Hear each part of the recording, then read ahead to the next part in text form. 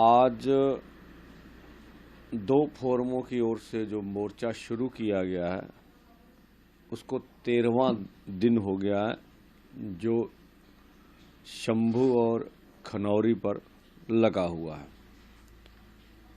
और आज हम WTO के मुद्दे के ऊपर, विश्व व्यापार संस्था के ऊपर बात करेंगे कि किस तरह से खेती सेक्टर को विश्व व्यापार संस्था प्रभावित करेगी। इसलिए शंभू पर और खनौरी पर बड़े बुद्धिजीवियों को बुलाकर इसमें आम किसानों से अपनी स्टेज से चर्चा होगी।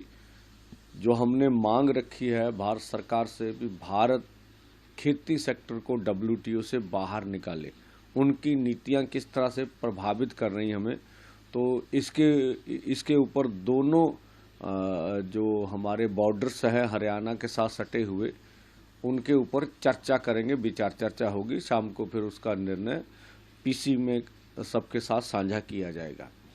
और कल 26 को हम लोग पूरे भारत को आह्वान कर रहे हैं कि हर गली कूचे गांव में WTO और कारपोरेट के अर्थी फूंक दहन किए जाने चाहिए कल सुबह 26 को।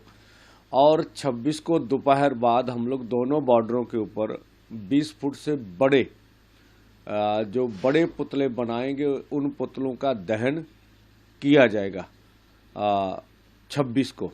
और 27 को फिर दोनों फोरम KMM किसान मजदूर मोर्चा, जिसमें मैं खुद काम करता है, 100 से प्लस ऊपर अम्ब्रेला यूनियन है उनका, ये KMM है, और SKM नॉन पॉलिटिकल, उनके ऊपर भी बहुत सारे, उनके पास भी बहुत सारी यूनियन है। वो 27 को दोनों अलग अलग हम लोग विचार चर्चा करेंगे। 28 को दोनों मिलकर एक ज्वाइंट चर्चा करेंगे और 29 को फिर आगे का कार्यक्रम पूरे देश के समक्ष रखा जाएगा।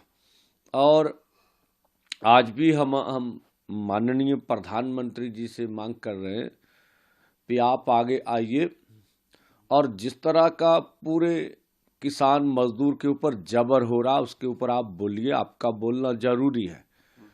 हरियाणा में 50,000 से अधिक अर्धसैनिक फोर्स क्यों लगाए जा रहे हैं, क्या उसकी वजह है?